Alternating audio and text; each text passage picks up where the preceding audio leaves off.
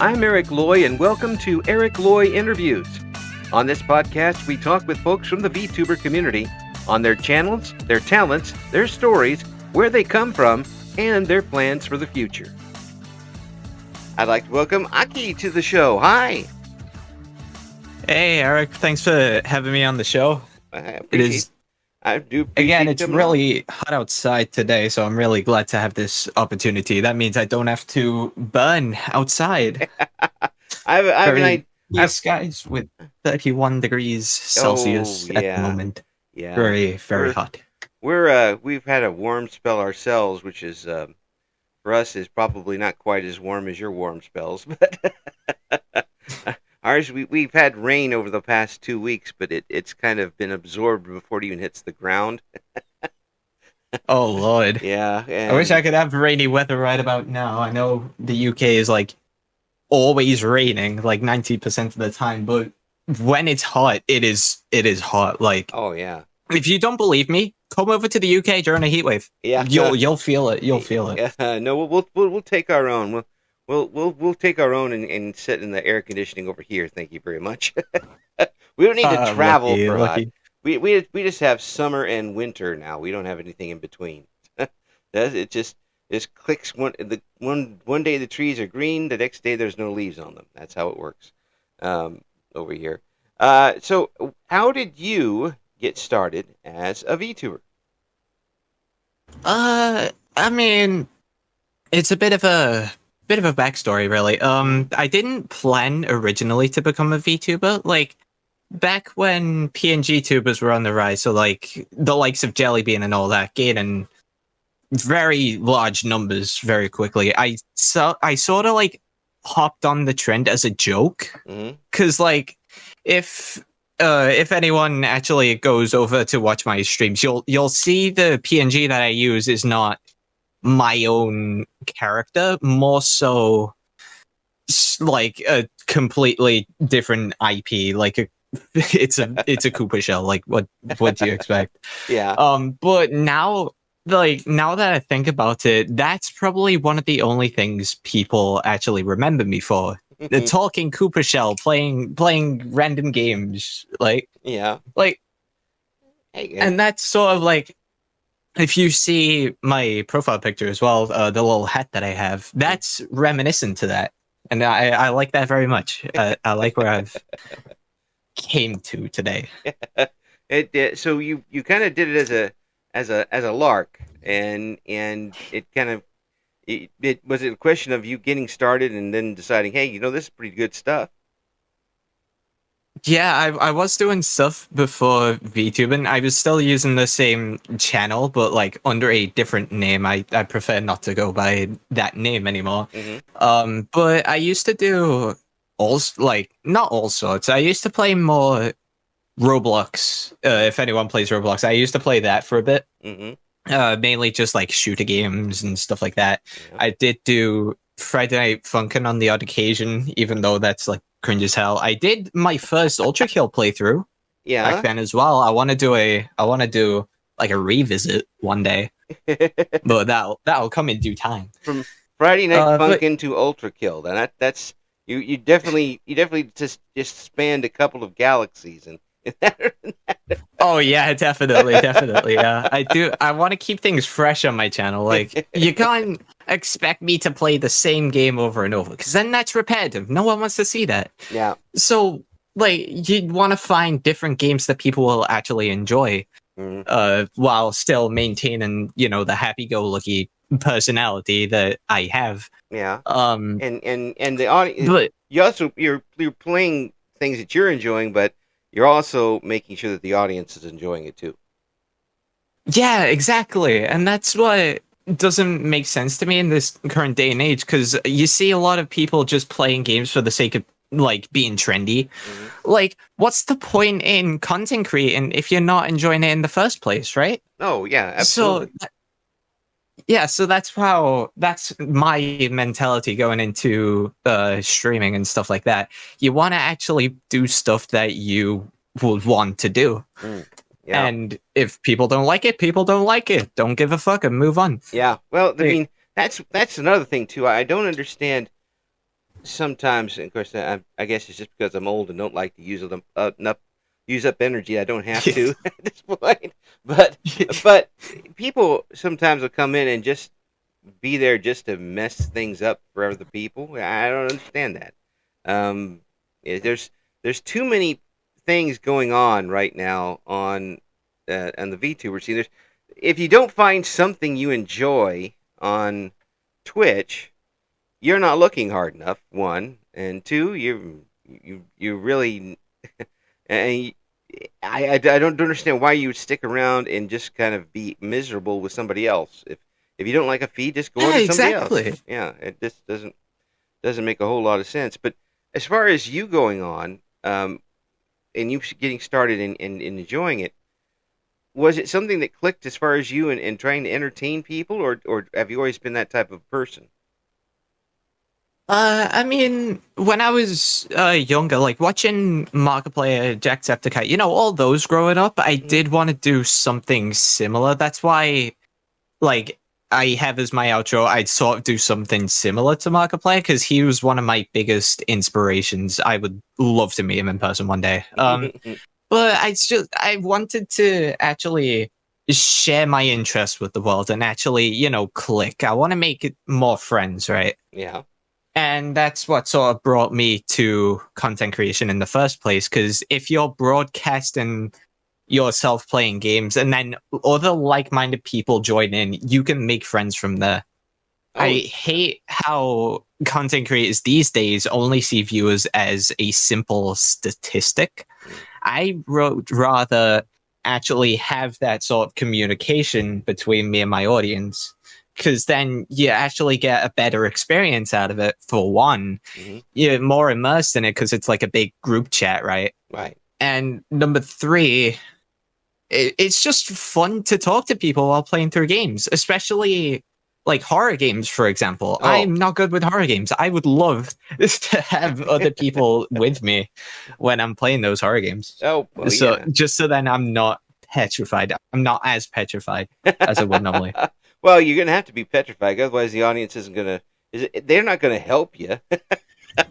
Yeah.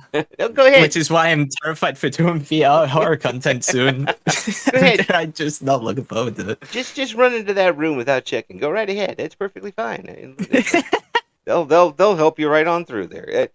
It's that type of interaction sounds like something you really are into. And was that something that you found pretty quickly when you started streaming yourself?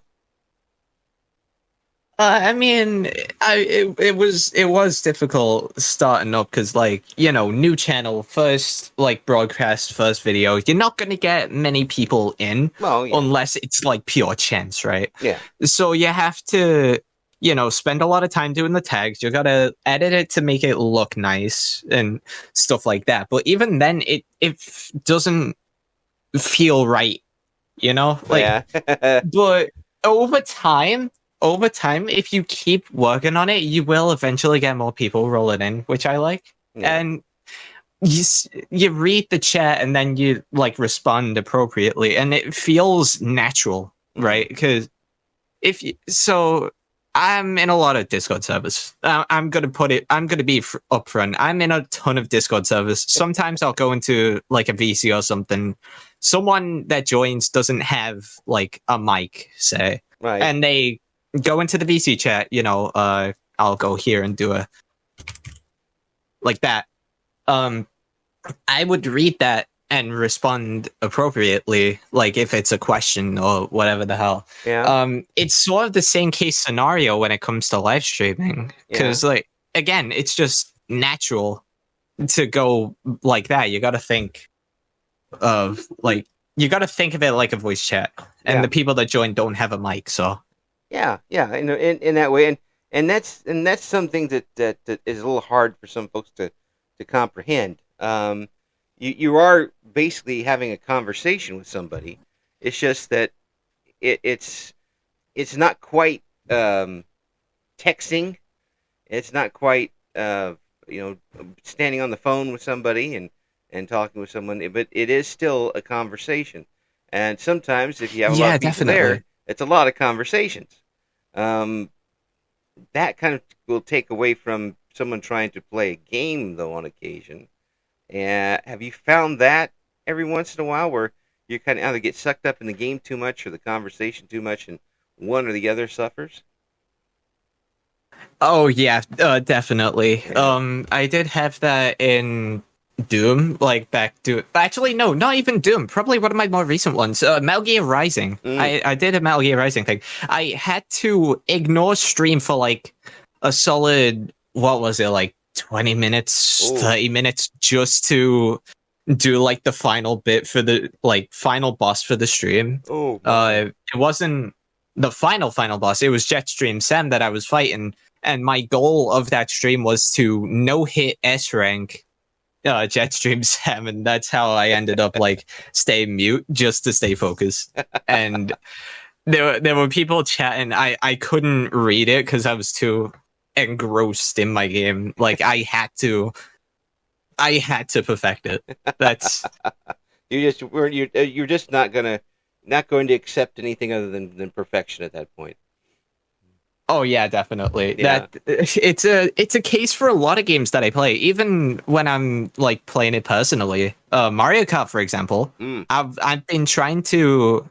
So I have my Wii set up right behind me. I've been doing Mario Kart Wii, and I strive for first place in every race for every cup, right? That's like kind of what you want to do. Right. Any lower, and it's just not gonna work. I have to restart from there. Yeah. It's a hassle, but you get there in the end, and you actually learn your own tricks. You learn how the game works. You learn different patterns, and that's what I like about that. That's what I like about perfection, because you can keep improving over time. So you may destroy a controller or two, yeah, but it's worth it in the end. Yeah, you might have to wear a brace on your hand for a while afterwards, but everything else is yeah, good. definitely. Yeah. But the does that take away from your enjoyment of a game if you just have it is that what it just kind of stick with you if you don't haven't quite got it 100%ed?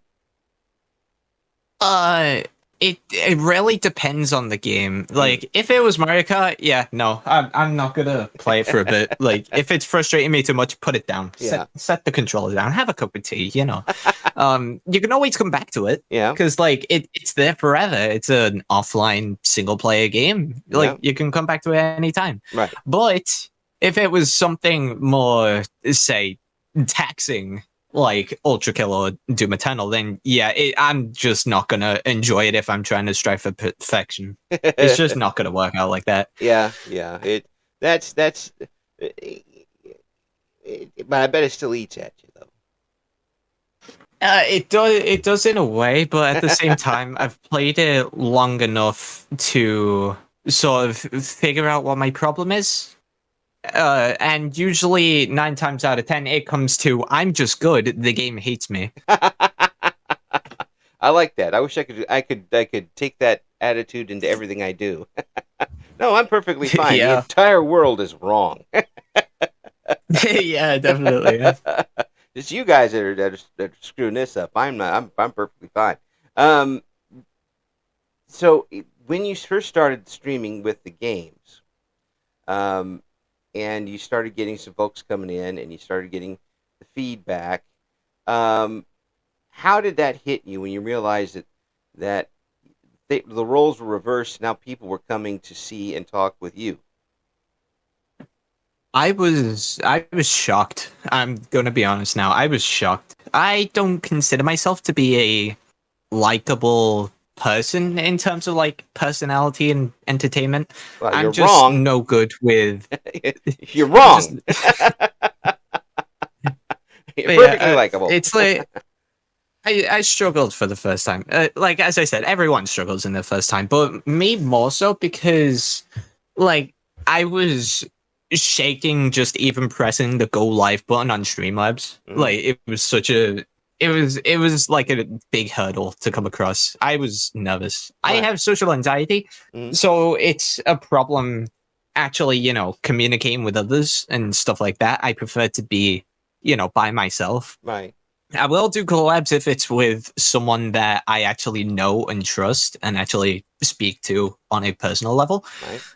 But when it comes to actually running solo, which I do 90% of the time, it's a bit of a problem because I'm putting myself out there. I'm putting myself in a spot where everyone can see me, where everyone can judge me, what I do and stuff like that.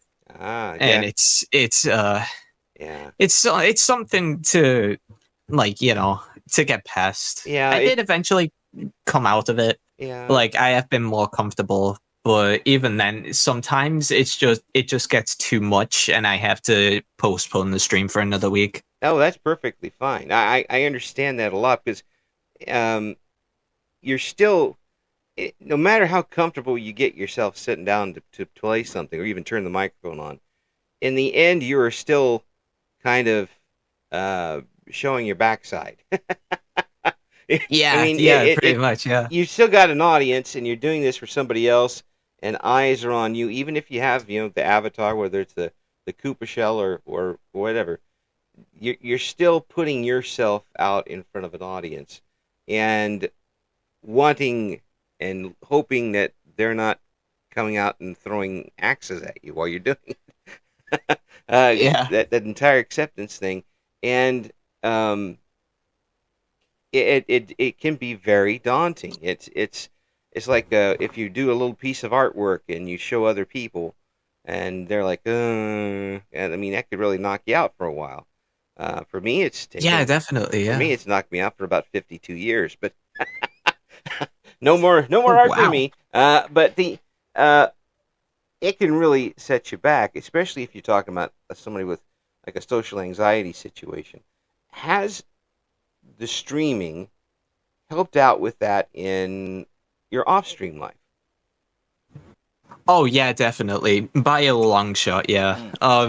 Streaming helps with a lot of things. It's a coping mechanism. It's an outlet for me to, vent feelings and stuff like that. Actually be more comfortable with myself afterwards, knowing people enjoy my stuff. Yeah. And then, like, out of the streaming world, it makes me feel better. So I actually get more energy to do other things, be more active, stuff like that, be more Yeah. social. Yeah.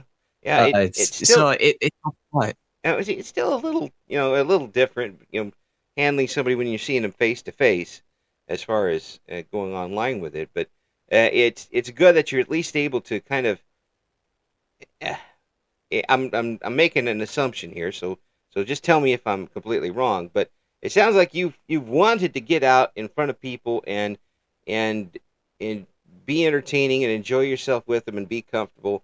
This has given you a really really good solid way to do that without feeling too exposed. 100% yes. I agree with that fully. Yeah. It sort of follows into back in high school. There was like we had drama class for like 3 years, and then we could just do it optionally for the last two. Mm-hmm. I like we had to be put up front for a lot of projects and stuff like that. Right. And oftentimes than not, this was like the last year of the drama class that we were having. Since, after COVID, it was a nightmare and a half. Yes. But that's like a whole other can of worms. Oh yeah. But I always hid behind the curtains and like actively avoided trying to like perform in front of the class, because it's different being it face to face rather than behind a screen. Right. I know that fully. I wanted to do it, but my mind and heart kept telling me no. So it was like, I'm not dealing with any bullshit that they're giving me, so I'm just gonna hide away. I'm not gonna deal with that. Oh yeah. It's a pain. Oh, I mean, people who haven't gone through something like that, and it happens. I mean, I used to do radio shows where I knew there were like a couple thousand people listening at least, because I did like for a major college football team. I did pre and post game stuff and basketball too. So I knew they were there, but I didn't see them. That's a big different story. I'm not standing in a room with all of them watching me. And to do that, I mean, you're talking about being in school, so anybody who's out there knows who you are.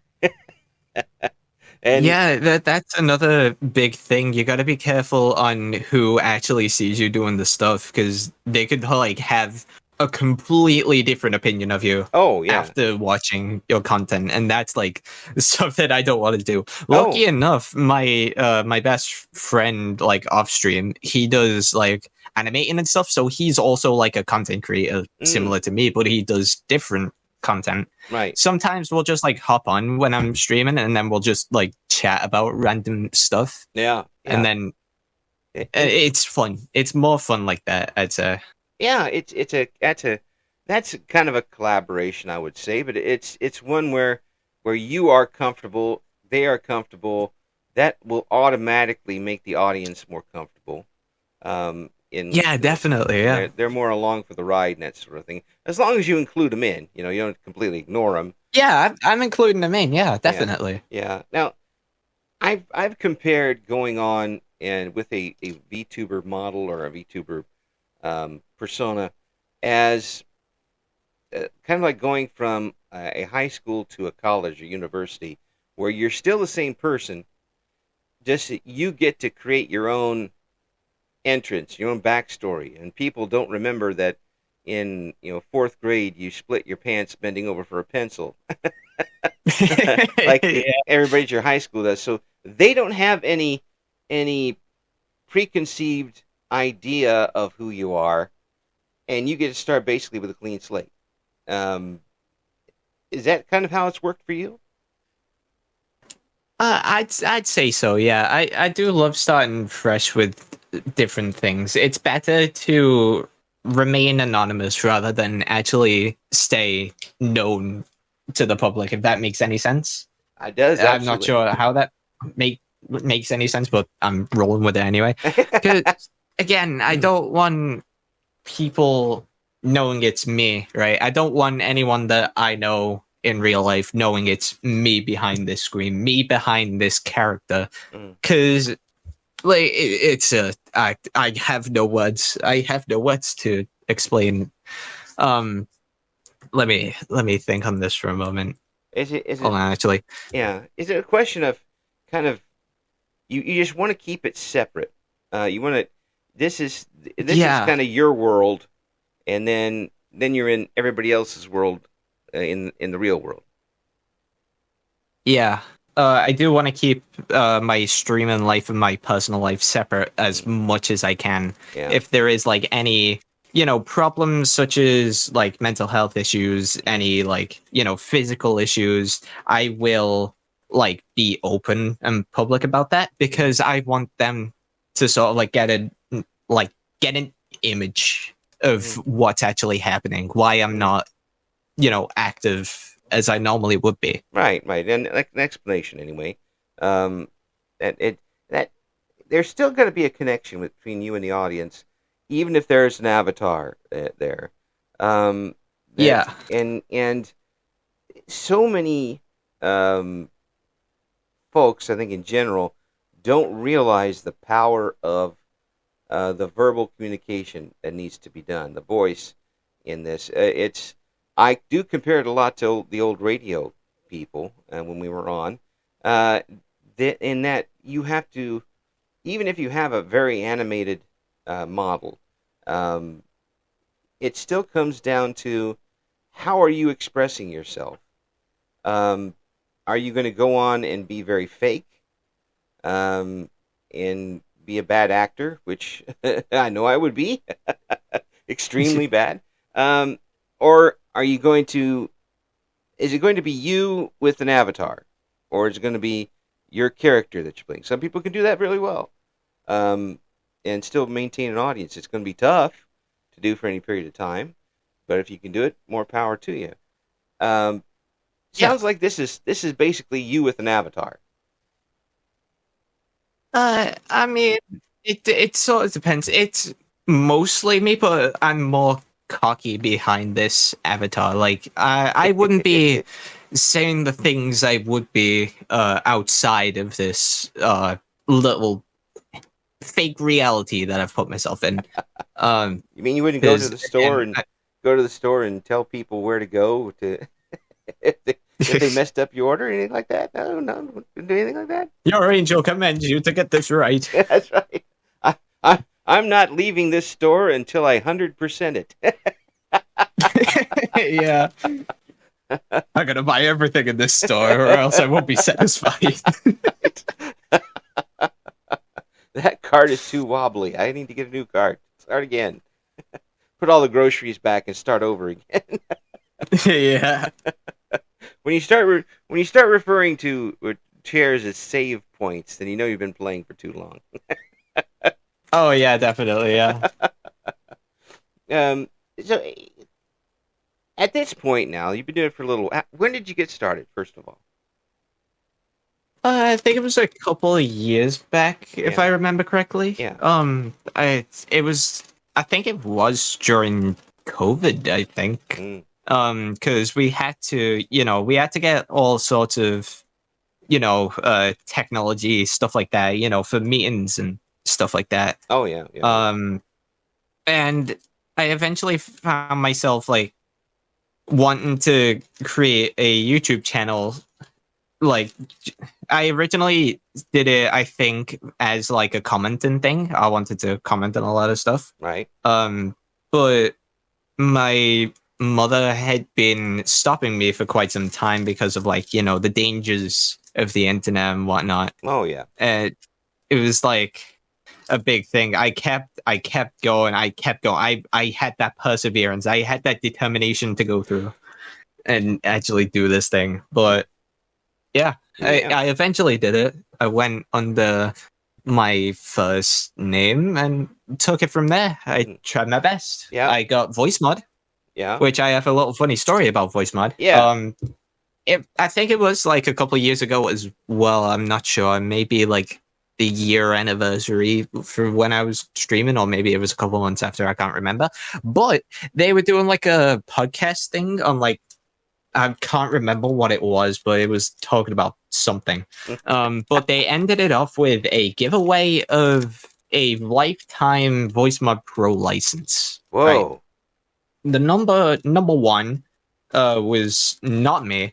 Yeah. Strangely enough, it wasn't me that won the first one, but the last one that they ended up with, because everyone was like begging for it in the chat. Right. So the guy in charge was like, "Oh, type 1 in the VC chat, and you'll get it." Yeah. So me and this other dude did it like near perfectly the same. Yeah. And it was such a big thing because like I had to photo finish it. I had to take a screenshot first and post it first to win. And that's what I did, surprisingly enough. But then he followed up like shortly after with his screenshot showing that he was first. It was a big argument in the end, but then he finally settled on just making me the voice mod owner, like voice mod pro license owner thing. And that's probably been my biggest advantage I have when it comes to streaming, because now that I have this license, I'm not sponsored. Voice mod, right? If you want, yes, come sponsor me, voice mod. Go on. But yeah, I can do all sorts now. I have a lot more for soundboard. I can actually create my own voices. I'm not sure how it's gonna sound because it's changing. Okay, there we go. But yeah, I can do plenty on this, and I love it. It's probably one of my best tools I've ever used. Yeah. And I will continue to use it. It does allow you to be a little more creative, doesn't it? And I in talking with you, your voice is very expressive, and it's very it carries the room, whether you realize it or not. I mean, it really does. It's very projecting, and which is what you really want to look for for someone who's going to be a communicator. You want that voice to be very clear, and it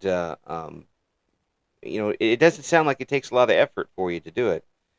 That doesn't really go with someone who didn't want to be up in front on stage. Yeah. I'm glad you're able to use but the instrument the way it's supposed to be played now. Oh yeah, definitely. But as I said before, it is different doing it behind the screen than actually doing it in the big world. Well, yeah. Because behind the screen, you can screw up, but then you can flick on a voice changer or like go mute or anything like that. You have a lot of tools at your disposal. Right. In real life, you have to do it all in one take. Like you have to do it all in one go. If you screw up, that's it. Yeah. Right. Yeah. It's just it just sucks as if you mess up once. in front of 30 people in the room that you know. It does. Yeah, exactly. Yeah. I'm never living this down, and someone is going to remember this for the rest of their life, and so will I. That's how that goes. But the the fact that you have this instrument and now you're able to use it, and now that you'll be able to get in front of people like this and enjoy yourself while performing, is basically what you're doing, is performing for folks. Yeah.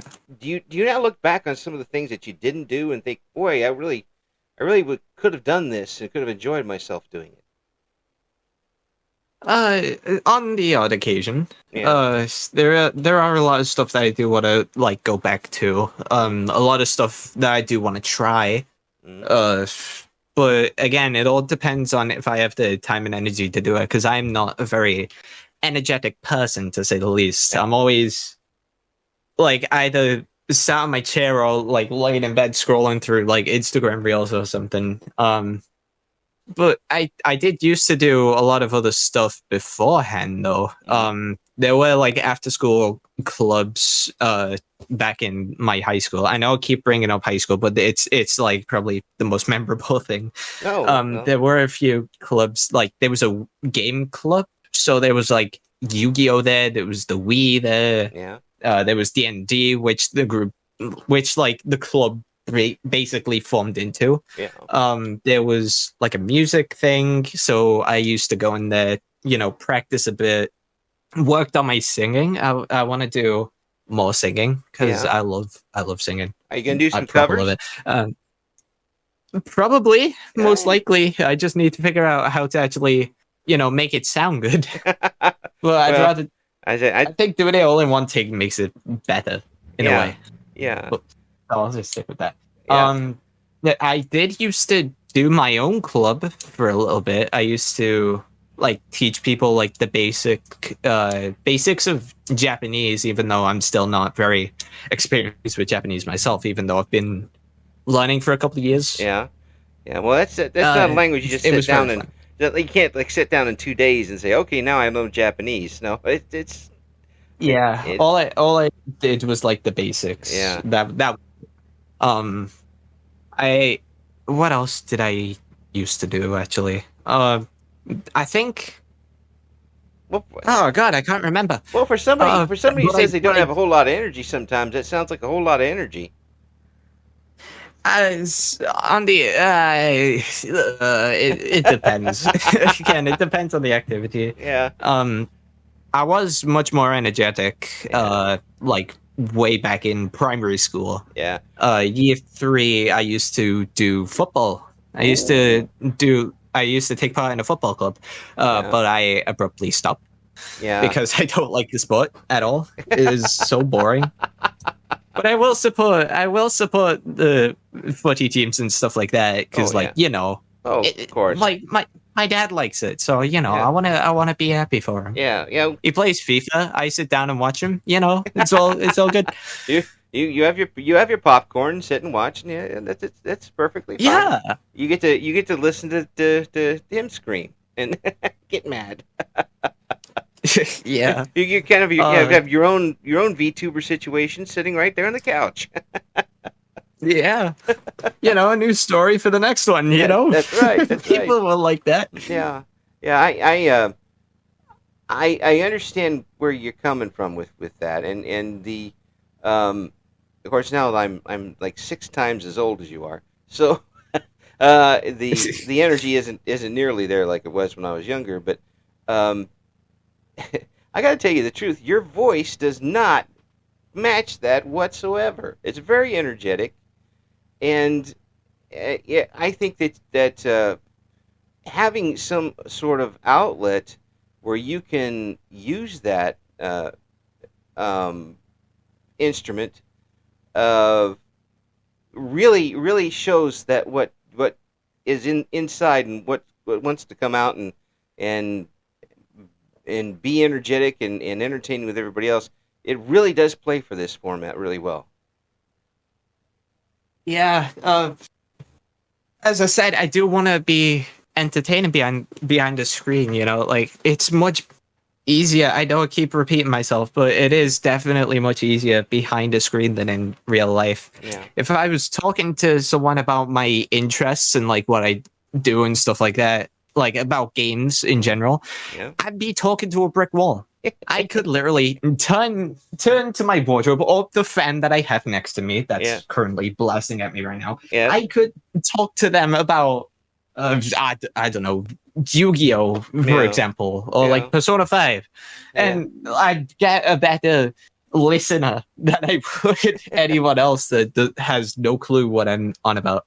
Well, yeah, especially so yeah, it is. When you have hobbies that don't necessarily always aren't the most popular in person, but you can find.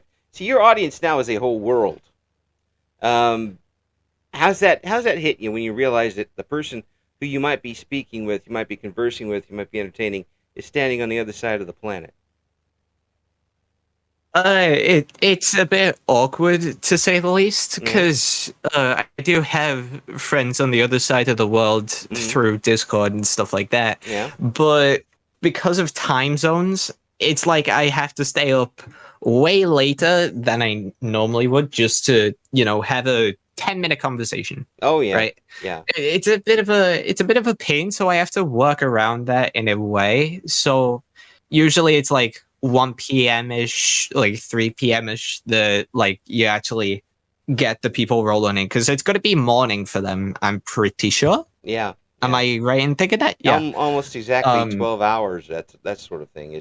It's for you if you were talking with somebody in the South Pacific, the hours are going to be very, very different.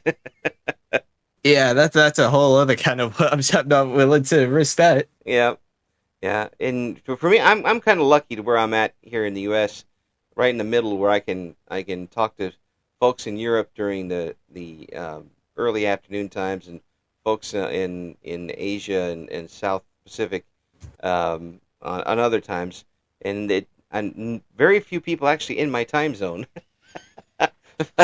Really, I find more Americans than I do Europeans and stuff like that. Yeah, like it's so bizarre. It's so bizarre seeing where everyone is. Yeah, like in these different areas. Like it's not just limited to one continent that you can, perform and like do stuff in. There is a whole other world out there that's willing to willing to pay attention and stuff like that. And to realize that some of those folks are waiting for you to come on so you can entertain them, you yourself. Yeah. But then again, I'm making them like get up at the crack of dawn just for them to watch. That's true. And I don't like it, but at the same time, it is nice knowing that people are actually waiting for me, waiting for me to talk to them, waiting for me to give them a story about like how my life is at the moment, you know? Yeah. And it's the little things like that just make me want to keep going. I love that a lot. You get that kind of gratification that sometimes just isn't available in the neighbor next door or friends that you can't talk to at that particular moment. But to also know that they're coming back because they enjoy your personality. They might come in for the game, but they're staying for the personality. Yeah, I that's even better if so, because then they like me for me, right? They don't just like my content or like my amazing skills on certain games. They're just despite your amazing skills on those games. Yeah. They're okay with Despite how glorious this angel may be, they do have an actual life that people actually like listening into. Yeah. And I like that. So are you satisfied with where you're at right now? Or would you rather be a little further? I'm perfectly content where I am right now. I do want to grow, but again, that is going to be over time. You know, it takes a lot of patience and improving to actually grow as a content creator. I would appreciate, like, you know, more people rolling in, but where I am right now, I'm perfectly fine with.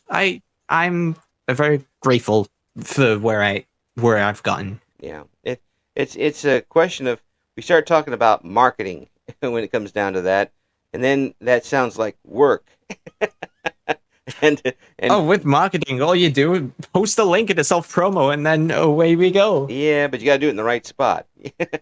You got to do it in the right spot. Got to have the right time. You know, right audience. You got to have it in the right community if you're doing it in Twitter or anything like that. Oh yeah, yeah. You don't want to advertise to the wrong folks. And first of all, you want your my old radio stuff is coming back again when I start talking about marketing, and I gotta curb that, because like, no one wants to hear about that stuff. Well, we didn't want to hear about it then either.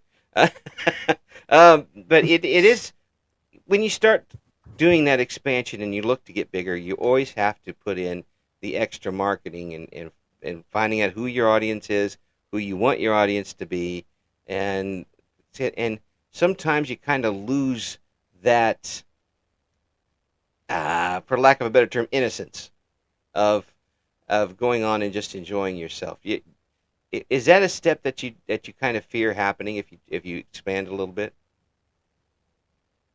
It's been on my mind for a bit, like, considering the current state of the community that we're in right now. It is like a pick a side type thing. I don't like picking sides. I want anyone to like me. I don't care what their beliefs are. I don't care like what hobbies they have or anything like that. I just want them to enjoy content, right? Like, it's built.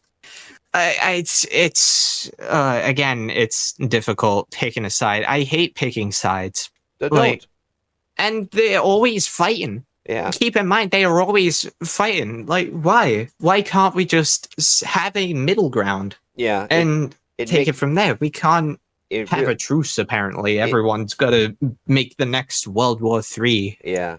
It doesn't make a lot of sense. And especially if you're talking of the VTuber community.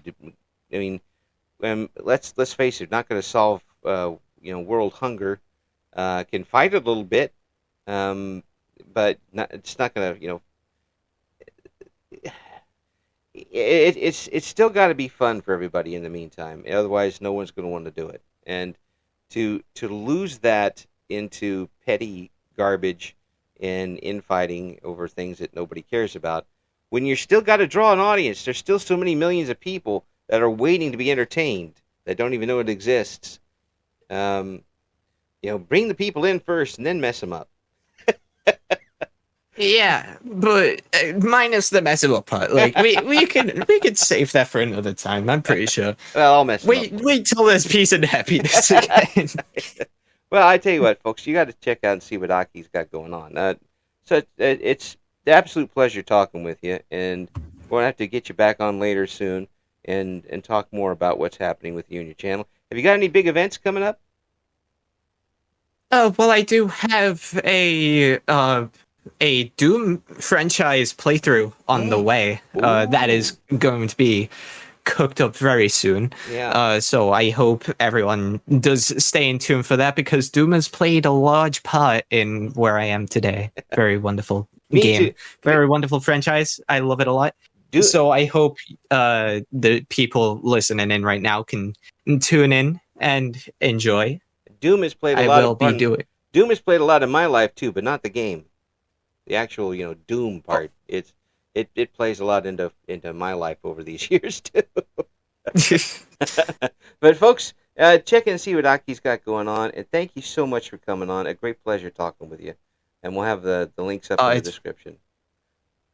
It's been a wonderful time being here with you today, Eric, so I thank you a lot for this opportunity. Thank you for listening to Eric Loy Interviews. Join us again next time when we talk to another member of the always interesting VTuber community.